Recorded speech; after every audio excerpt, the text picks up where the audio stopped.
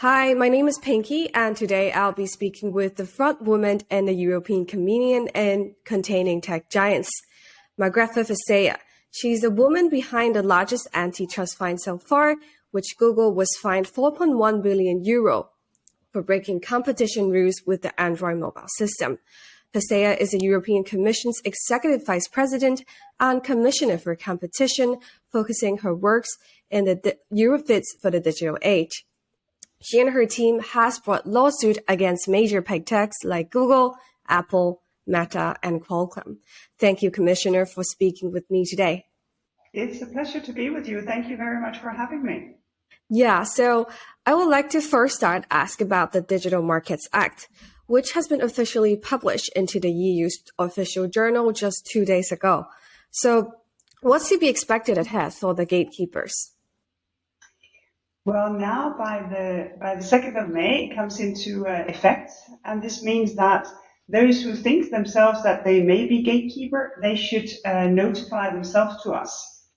They have 2 months to do that. Then we have a bit of time, but not very much, to assess it. And if we find that they are indeed gatekeeper, we will designate them gatekeepers. And then they have another 6 months to comply with the different do's and don'ts of the Digital Markets Act, which means that compliance should be there by early 2024. And so far, the act has been criticized for too little focus on end users. So it said that there is little mention of them on the act itself. So how would you actually address that? On the users of technology? Like the end users, the perspective of end users. So, or like another way to put the question might be, what are some of the points you would like to highlight to users or to everyday users about the act? Because it seems like nowadays users do know they have their rights in the digital world, but they might not be aware of what exactly are their rights and how to actually enjoy or execute them. Well, one of the things that will happen when this comes into effect is that you can have a second app store on your phone. If, for instance, you're an eager gamer, you might want to have an app store that is much more specific for gaming because it fits your interests. Could also be as a parent that you would want to have an app store on your child's phone where you only find apps that are curated exactly for your child and for what you would want your child to see. Can also be that you're a small business owner and you would want to have, your own data so that you can assess what is happening when I do e-commerce. Where do my customers look at my products? What do they prefer? So that you would have a much better opportunity of doing business. And fourthly, you would not have, a big tech company trying to push you out. Maybe you could not be found or seen anymore, so you get a better chance. And all of that means that as an end consumer, many more businesses would be able to offer themselves to us, and because of that, that would push innovation. So this is indeed, as I see it, a pro-innovation piece of legislation. I see. So I just want to ask more on what you have just mentioned to us. With the act, you're saying that end users might have a choice of a third-party application source. So for them to install and effectively use third-party software applications or software application source, it actually needs them to actually install and use them. But some governments are actually telling users not to use third-party apps, not from, I quote, official app stores like Google and Apple because of security reasons or illicit intent. How would you address to possible risk for users when it comes to third-party app stores? First and foremost, third-party app stores exist today, and a lot of people are very happy with them. And second, we have looked into the question of security really, really carefully because it kept coming back to us. And we have done that in the framework and in one of our antitrust cases against Apple. And in doing so, we find that there are no specific security reasons as to why you should not be able to have a second app store. It is not so that only a private company can secure the apps that you're using. It can be done in different ways, and it can be done by other companies as well. I see. So, but what about like existing mobile phones? They often comes with like iPhone comes with Apple app stores, and Google Android system obviously they come with their own ones. So it's like how's this practice? Is there any regulation to this practice that would help consumers not to only more like just prone to use the so-called official ones? Well, we very much rely on the markets. So this is not, sort of government overreach. This is how every consumer should do everything. Here we also rely on the market to, present itself, to say, well, things can be done in different ways.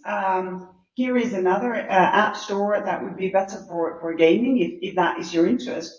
Here is another way of doing parental control for your kids if you don't want them exposed. And we need, of course, the market to come and help us as customers to deliver different products to us. I'm also still hoping that we will have much more sort of privacy enhancing products put on the market, so that privacy and security is something that is the basis of the product and not any more sort of an afterthought, so that we can indeed better protect ourselves. But we kind of rely on the market to help out here, so that we as customers get more choice than what we have today. It may also be that someone would want to do a phone which is based on an Android fork and which comes with a completely different, suite of apps than sort of the big tech ones, because you can. To show that there is a different life than the ones in the walled gardens. But there are still challenges for like third-party app stores or smaller companies when it comes to making them available in the market, because they have to compete with the so-called big tech's app stores. How's the act actually helping these small, like small to medium sizes companies when it comes to app stores? Well, it's not a given that it will be easy, but we are trying to pave the way so that you can find a way to present yourself.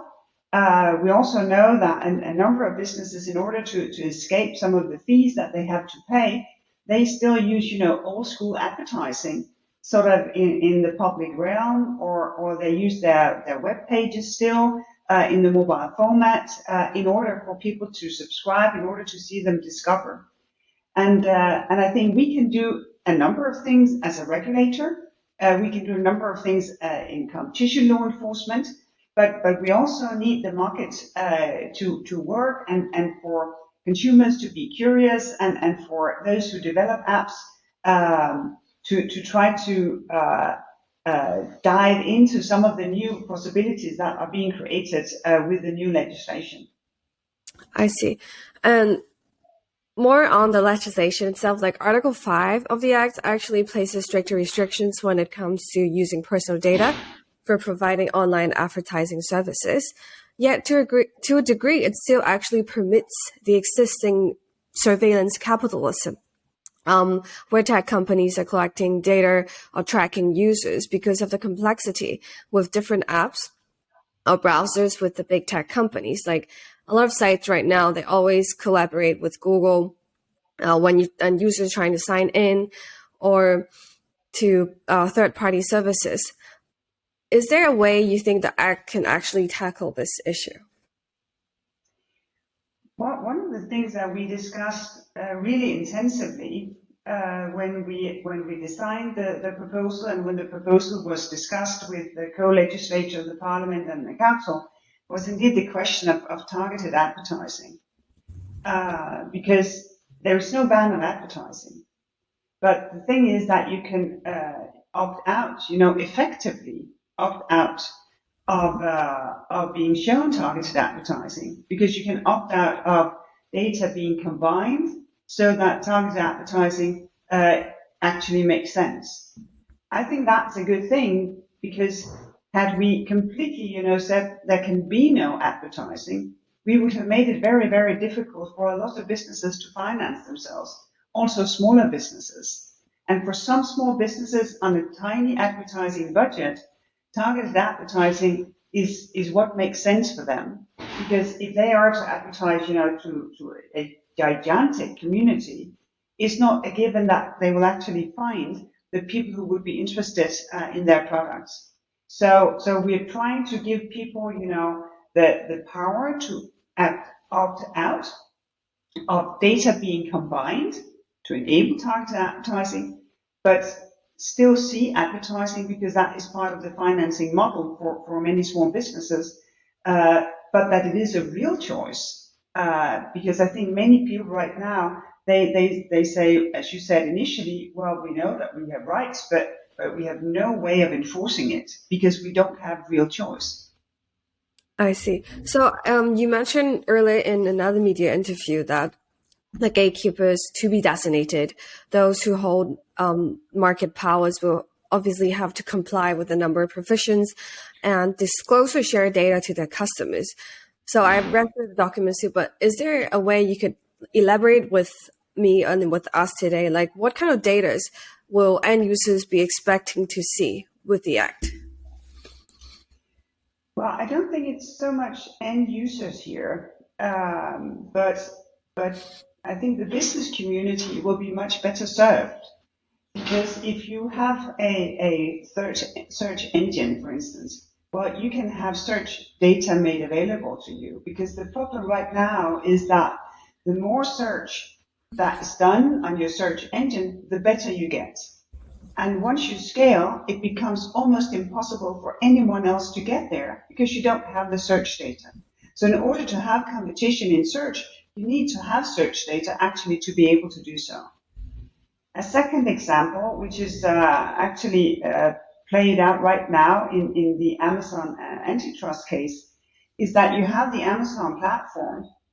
Here you find many, many, many, many thousand small businesses, and then Amazon retail.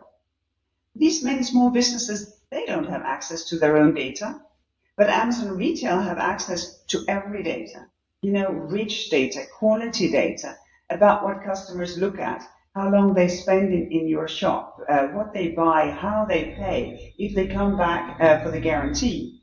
And here, all these small businesses, well, they will get their own data so that they can make their own assessment. And the big one on this platform here, Amazon Retail, will not get access to their data. And that makes it a bit fairer. And because of that, the offer towards us as customers will probably be better. Okay, so but how would tech giants be? Because obviously they're always looking at their own profits and their own ranking when it comes to search. What's there to do to prevent them from self-preferencing when it comes to showing results of search engines or on websites?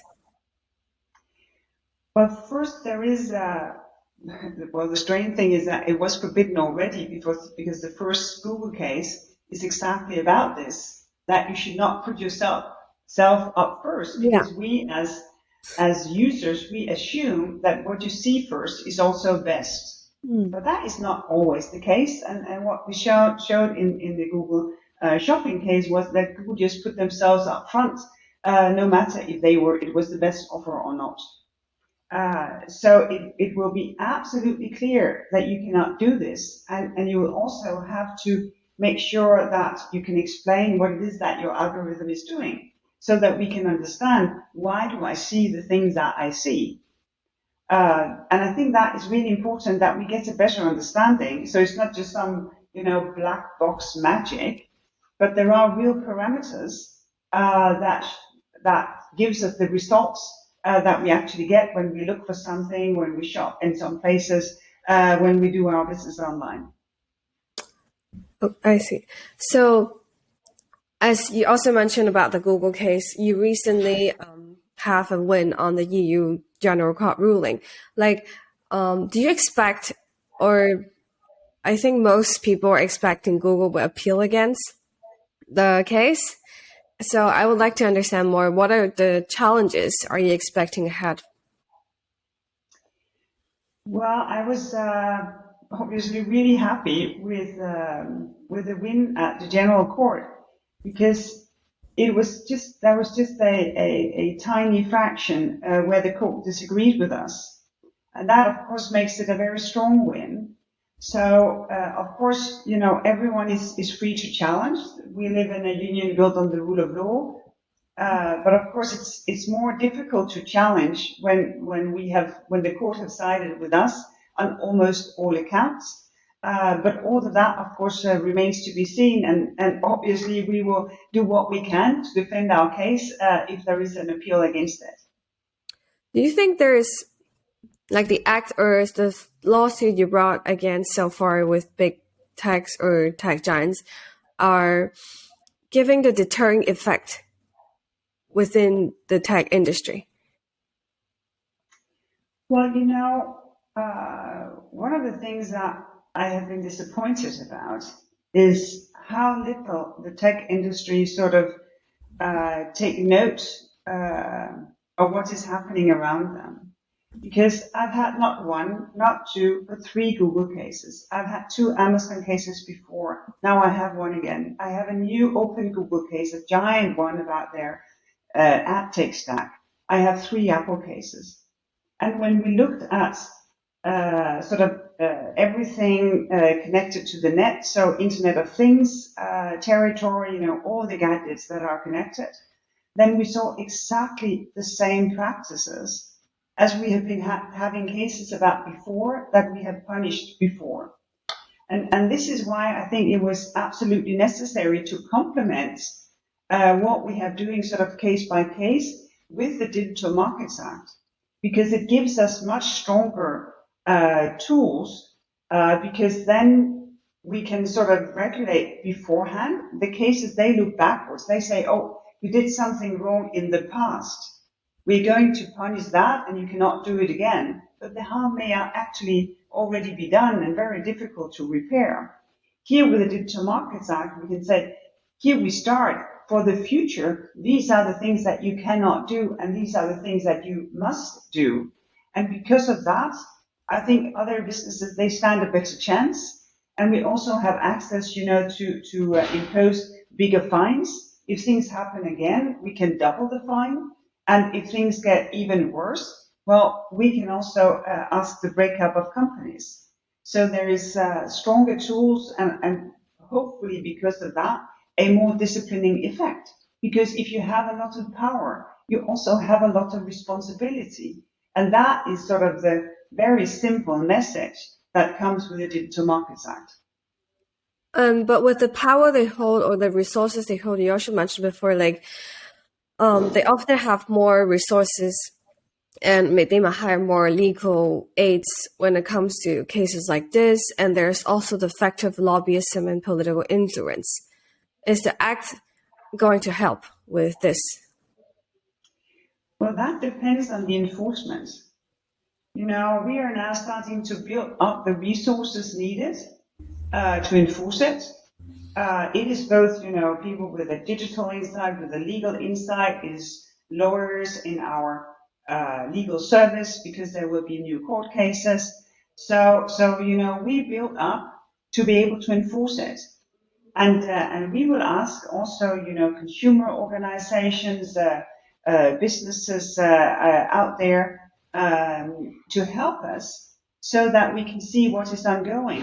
And we will work with national competition authorities within the European Union in order to get, you know, everyone knowledgeable about this on board for the enforcement. Because right now, you know, it's a beautiful text on paper, if you like complex legal language, but only when we start enforcing it are we starting to change the world that we live in.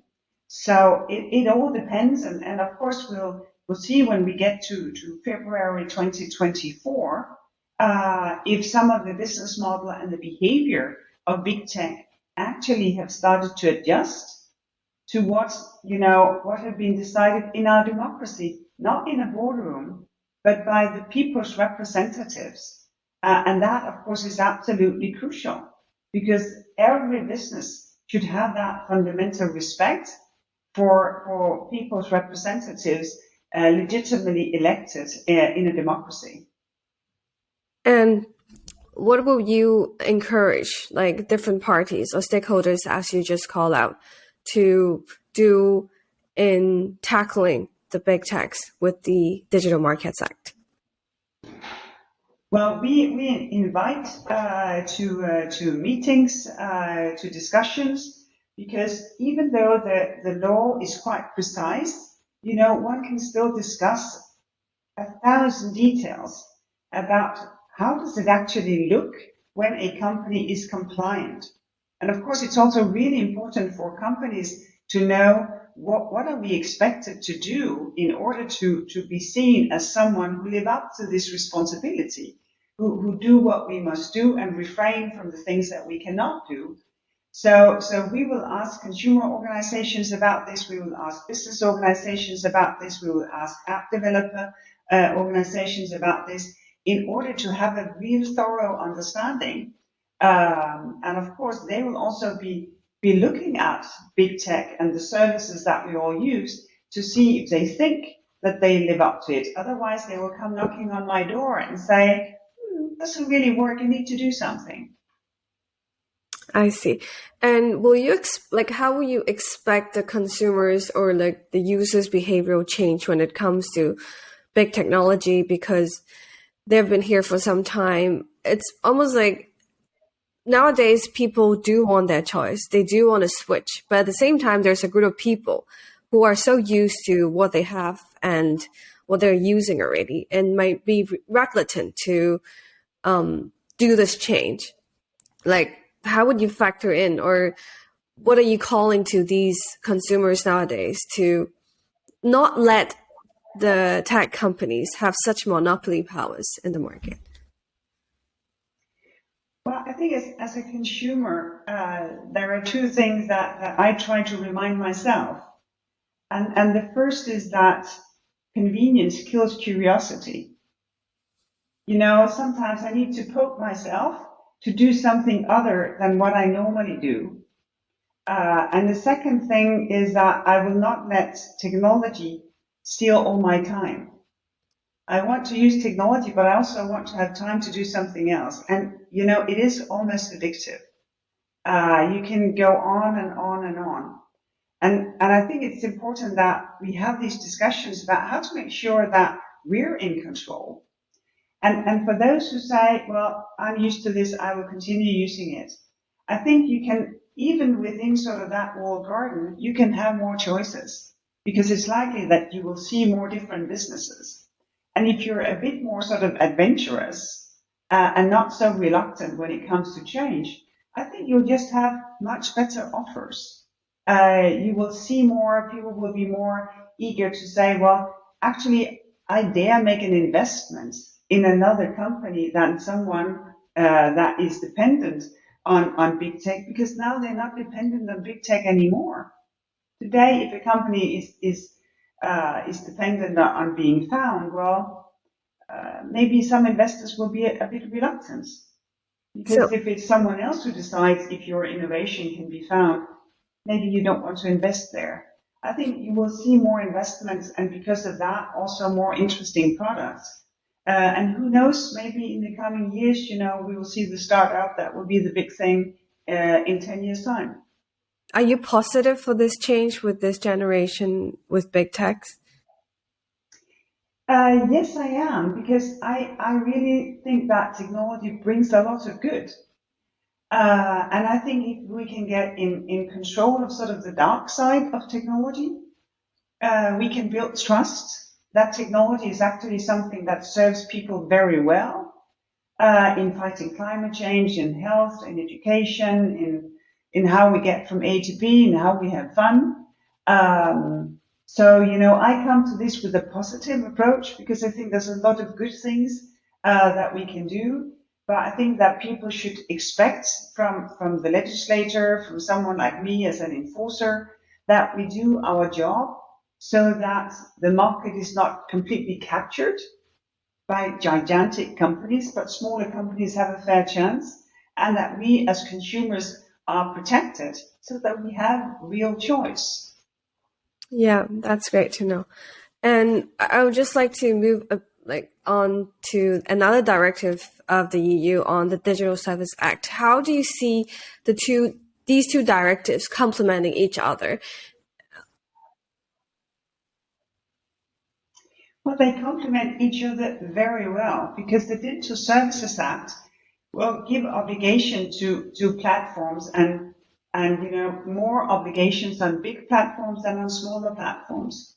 For instance, if you're a big platform, you need to make every year an assessment to the sort of the systemic risk of your services. Can my service be sort of used to undermine democracy, or are my services in themselves, do they put people's mental risk at health if you use these services excessively or too much? And that I think is a very good thing, because then you also have a sort of a check on the effects of the services that you provide. And the second feature is that you get an obligation to take down what is illegal. But if you find, if it's your post that is being taken down and you say, no, that is not illegal, it's not hate speech, it's not something, then you can actually complain about it. So there is a balance so that freedom of expression is protected. And last but not least, that you as a platform know your business customers, so that you know that it is actually a real business that is doing business on your platform, so that consumers can have their rights. So I think it makes, the digital reality of our lives so much safer than what they were beforehand. And again, all the things that our representatives have decided in order to protect us as consumers and enable us as consumers, well, those things will also be a reality when we are in the digital part of how we live. But on the part you mentioned about the freedom of expression, will it be possible to say, because when the big techs are trying to avoid liability and they may take down contents posted online very quickly once it's been flagged, it might actually contradict to the original idea of protecting freedom of expression, because they may be taken down very quickly. Even though they do complain, users can complain. It's almost like the self-censoring at some point would still infringe the freedom of expression.